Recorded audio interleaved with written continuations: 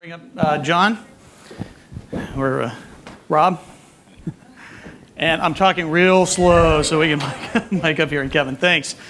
And thanks for giving us the opportunity. We'll try and keep the energy level up a little bit since I know it's getting close to lunch and it's been a long morning. Why don't we go ahead and just start with a quick round of introductions from our panel. Maybe you can give us 30 seconds on what each of it, what your responsibilities are within each of your organizations. Sure. So I'm John Cantarella. I run digital for the News and Sports Group at Time Inc. And I oversee basically SI, CNN Money, Time, and Golf. And basically run all digital operations for the organization for those specific properties. I'm Rob Gellick, Senior Vice President, General Manager of Digital Platforms at CBS Interactive. So I oversee CBS.com, the website, everything we do in the mobile space from an entertainment perspective, our social accounts for the network and all of our show brands, and a games business. Kevin Dorr, SVP Digital for the company. I run product design, engineering, and operations. Hold on a second. Hey Kevin. Hey, can we see if we can get the mic or another mic? That's okay. Test. Go ahead and give it a try. Awesome. We're good down here. Awesome. Okay. So I'm Kevin Dorr. I'm SVP Digital for the Weather Company. So I run design, product, engineering, operations for all of our global properties, both on the web and mobile devices and other types of devices that are emerging. Great, thanks. And just a little deeper introduction. I am Mike Brinker. I'm the national practice leader for Deloitte Digital in the U.S., which for those that know Deloitte Consulting, it's an organization we set up a couple of years ago. We're now about 800 strong. We're here today to talk to you about multi-platform. A lot of discussion earlier in the morning, and I think a lot of the digital discussion centered on consumer products or digital and marketing. I think as we think about media and the media sector in general, media is different, right? It goes deeper. For us, it's, or as we've talked about it, it's what I call digital do or die in media, right? Digital is truly about the transformation.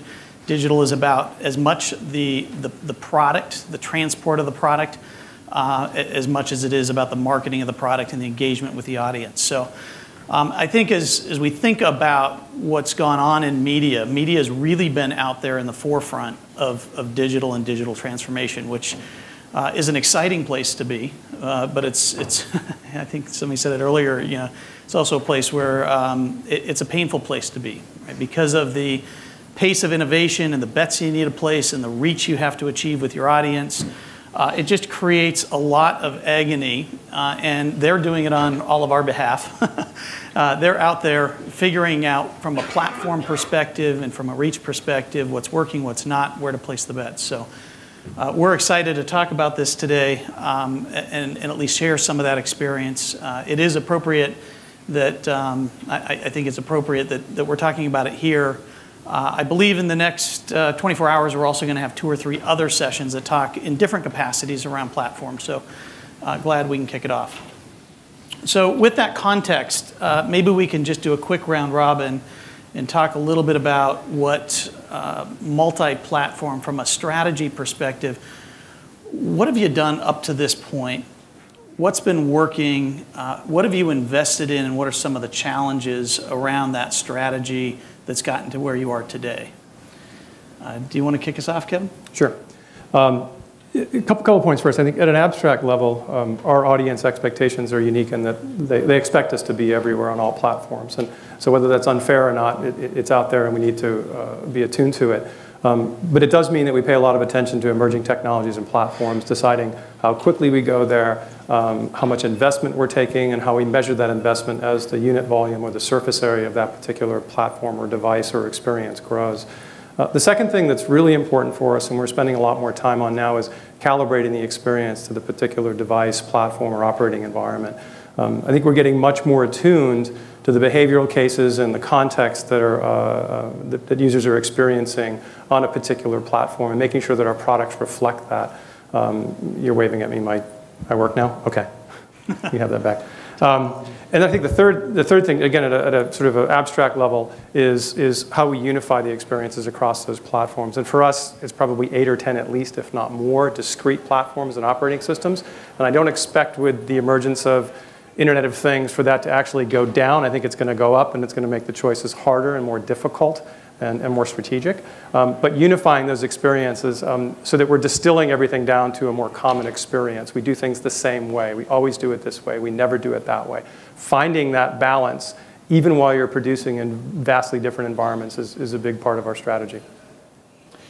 Yeah, maybe so. Before you continue, Rob, if we think back 10 years ago, digital, which is probably more interactive then, was a pretty simple concept, right? It meant, in most cases, it meant operating on a desktop browser. We might have had decisions around do we support Flash? What browsers do we support? If you were really advanced in some industries, you might have had kiosks, or you might have supported WAP on the early phones. But if you think about it today, right, the platforms are just, they're multiplying like rabbits, right? So from if you think about CBS and all of the different actual hardware platforms and your decisions, how have you guys decided where to place your bets along the way?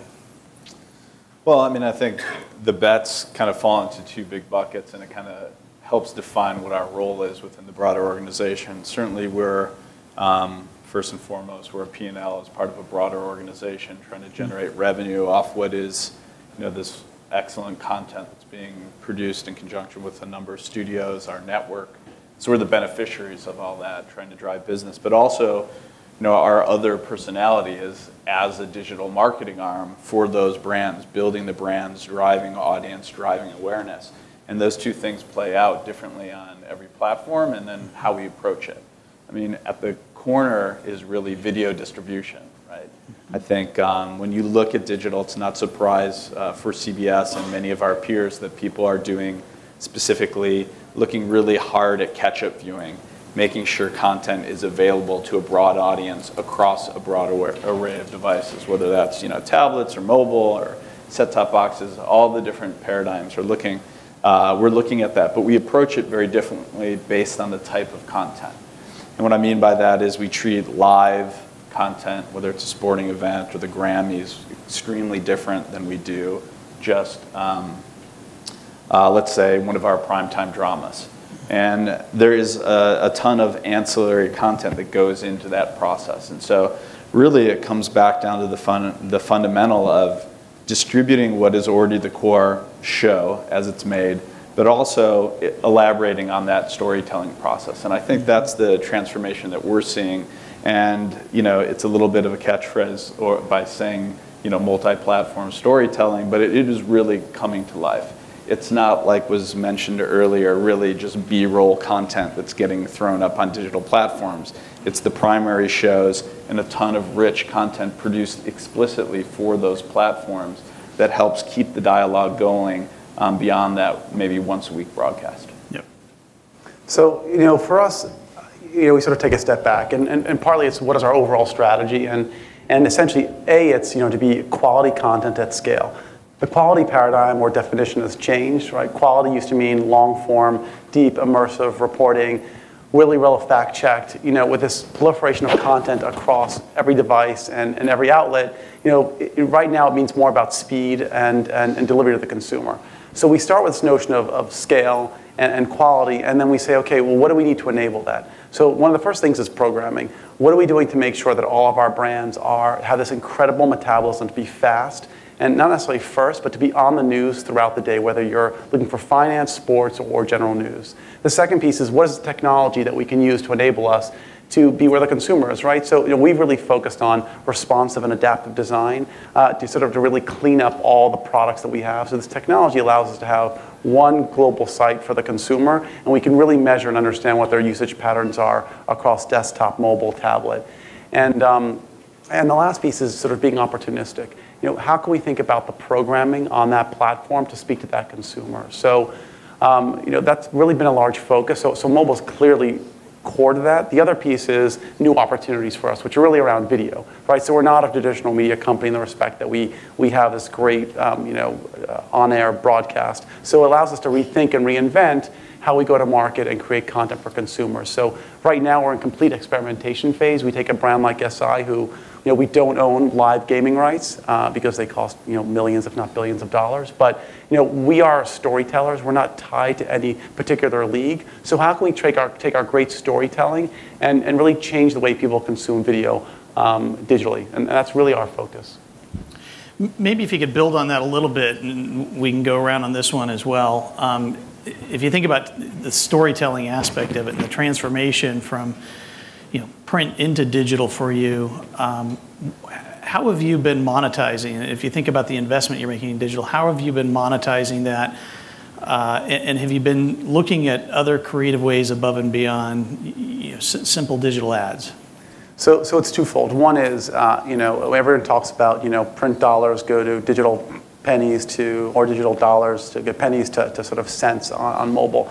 I think part of this is changing the conversation in the marketplace. We see our mobile consumers are just as engaged, if not more engaged, than our desktop consumers. In fact, people on our mobile devices are reading more long-form articles than they're reading on the desktop, right? We're seeing they're actually snacking more on the desktop. And so, part of our conversation in the marketplace is, let's not segment out the platform. Let's not, marginalize or ghettoize a platform because we have a perception around how consumers interact there. We want to go to market and tell the story about our consumers across devices and talk about, you reaching our consumers, reaching our content. So that's number one. And part of that is enabling technology. So as we have these great responsive sites, how do we have great responsive ads, right? So, sometimes you don't have video pre-roll running on mobile because, we don't have the creative assets, or we haven't translated what, a high-impact ad unit is on tablet and mobile that exists on desktop. So I think there's a technology solution there. There's also a conversation we have to have in the marketplace. That's really been a lot of our focus. And the other piece is, and I know Denise mentioned this earlier about the New York Times, we're putting a great focus on how can we get consumers to pay for content. So People and Real Simple are two of our brands that launched next generation consumer products. And a lot of the additional paid products we're launching are actually mobile products that are complementary to your overall subscription.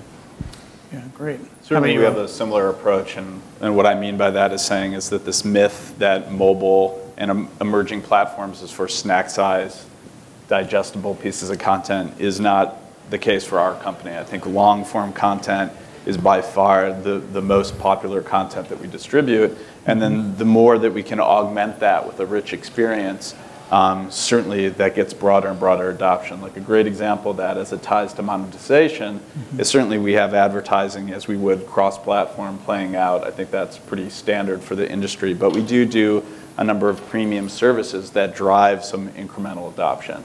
And we can take like an example for the summer, we offered for Big Brother, one of our most interactive shows, essentially a live feed from within the house. This is 4 cameras streaming live from within the house for 3 months straight.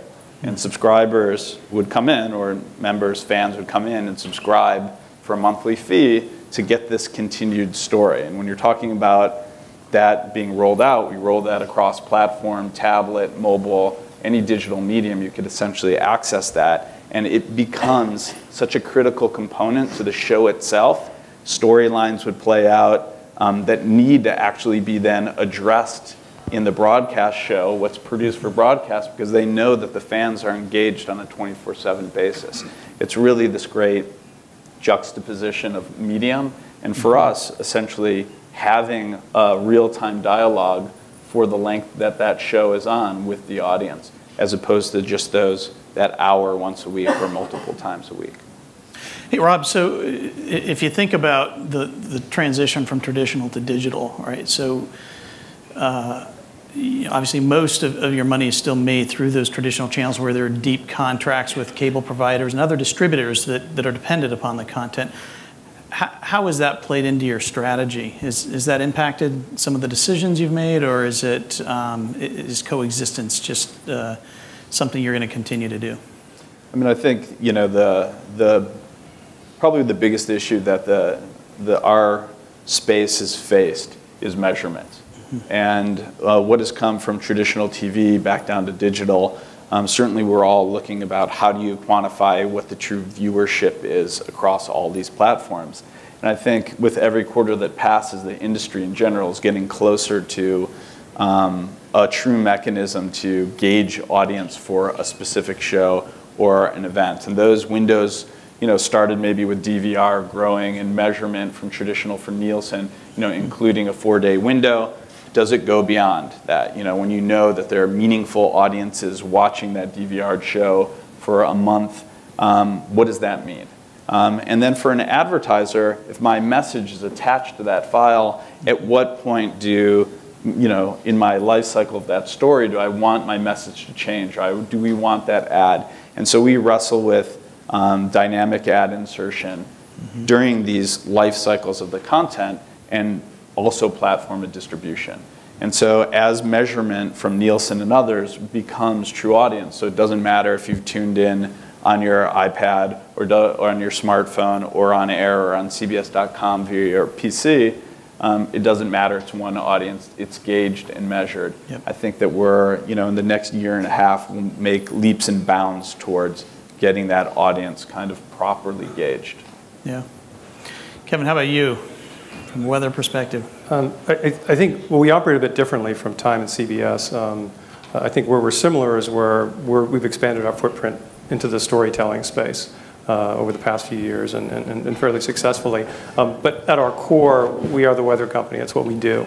And first and foremost, you need to get what you need to get on with your day or plan for your next day or plan for your trip. And so the behavioral patterns are a little bit different and a little more prescribed by device. So I think we're different in that context. But there are 8 or 10 days a year when things roll up for us. And those are the days when events like Sandy happen, or the Typhoon Haiyan, or last weekend, the outbreak of the tornadoes in the Midwest, where essentially, everything turns red, all the lights go on, and everybody's on deck. And those are kind of, it's a different kind of thing we do when we convert it to a severe weather mode. So the kind of company we are becomes much more around safety and services as it is storytelling. Now, eventually, we'll tell the stories around whatever happened, and we'll try to do that in as rich a palette as possible. But those 8 or 10 days make us a little bit different. I think the one other thing I'd sort of tack onto with instrumentation, because I think a lot of people in this room are either facing it now or will face it shortly from different sides of the table, and it's around cross-device tracking and the ability to sort of really understand how people are engaging with your brands and your companies through publisher sites as they move from smartphones to tablets to TV to the desktop. And I think there's some technologies that are happening. They're starting to be developed and brought to the fore, but there's a lot more conversation around how that's going to happen, how it's going to happen in an appropriately privacy-sensitive way, and how the industry is going to sort of start to treat those things. Because there's a tremendous amount of value clearly in being able to understand that someone is using your product across platforms, across screens, and then they're interacting with your brand or your products in a different way. So I think the ID issue that persists with mobile devices and other types of platforms gets solved through some probabilistic matching approach. And there's a technology layer that's probably worth looking into now for many of us. Yeah, so building on some of that. So if we think about platforms, it's easy to think about mobile, native, HTML5, responsive, everything from tablets and Kindles to cars. I mean, there's again, just so many different ways to deliver the content. But another kind of dimension of platform is social, right? And we heard a little bit this morning about the different platforms and the different ways to engage, and that in itself is a whole platform. Maybe, Rob, you could talk a little bit about how, and I know this is a topic we'd probably talk an hour on, but talk a little bit about social as a platform and how that gets integrated into the overall digital experience. I mean, I think we used to have groups of people who were specifically focused on social. They had social in their roles.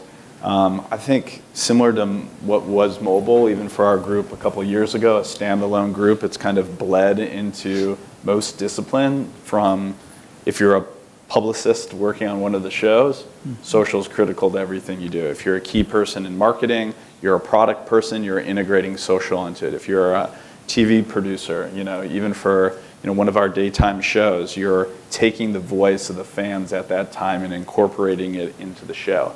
it really has been so pervasive that it's hard to look at as a standalone platform because it impacts a lot of our decisions. Probably most importantly is that there's a conversation going on around our programming and our content that's taking place whether we choose to participate or not. And that's the most meaningful thing for us. We choose to kind of lean forward into that platform and try to deliberately build experiences that let people use social to kind of interact. In its simplest sense, you know, it's very simple to say on digital and cross-platform today, we use it to break down the fourth wall. It's a big theme of ours to give some accessibility to the shows, to demystify the show themselves.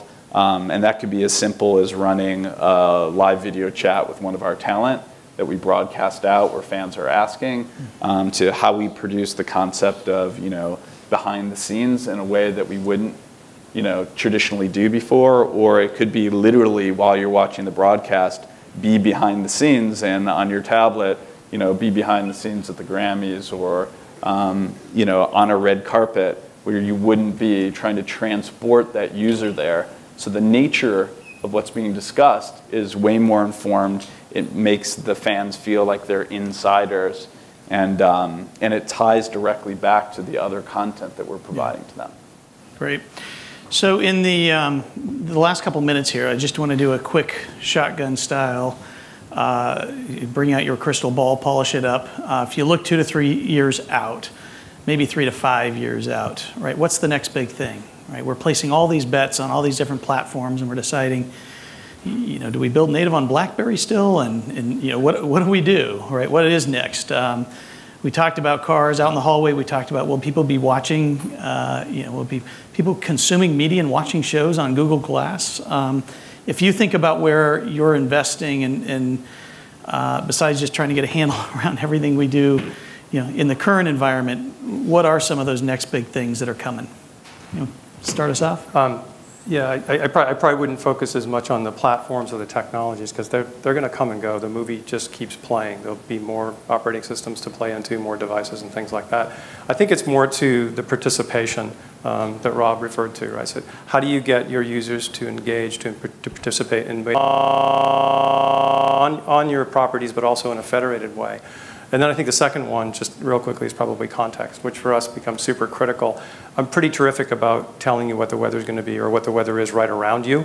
You might not always believe that, but I'm pretty good. I'm less terrific about being helpful around the weather changing or the weather where you're going. So as you change context from here to San Francisco for dinner tonight, or here to San Luis Obispo for home this evening, or wherever you're going, I need to be more predictive. I need to provide better context around why things are changing for you and what's likely to happen. To the extent that I do that, I become an even more valuable utility and service that you're going to engage with. Great. I guess as we look at the space evolving, the one thing I would look at is that's going to be there would be premium content. I don't think that's changing. Yeah. And we're the beneficiaries, as I said, of a lot of great production. And I think the engagement with premium content has time and time again proven to be a really powerful force for our company and help give us longevity. I think we'll be seeing changes is how we allow people to consume that on various devices and whether we do a good job tailoring those experiences to the unique attributes of those platforms. And that's a complicated way of basically saying is that we know there's going to be a myriad of devices coming. The wave just keeps crashing ashore. And we're looking for the opportunities to make those experiences the best. And so usually the consumers tell us where there's broad adoption, there's something there, there's some magic happening. Mm-hmm. And we will try to, in that sense, get in the middle of that and understand how really the life cycle of our content and the ability to engage it in multiple occurrences happens on these new platforms. That's really the heart of the big change. And for us, we're literally changing that. So you may sit in front of the TV. Certainly that broadcast experience has changed dramatically with the advent of other devices around you. And maybe for the super fan, those are the ones really using it today. But as, for instance, we produce content, like companion content to that broadcast that's time synced, maybe there's a smaller base that's doing that real time with the broadcast. We've recently moved that to on demand.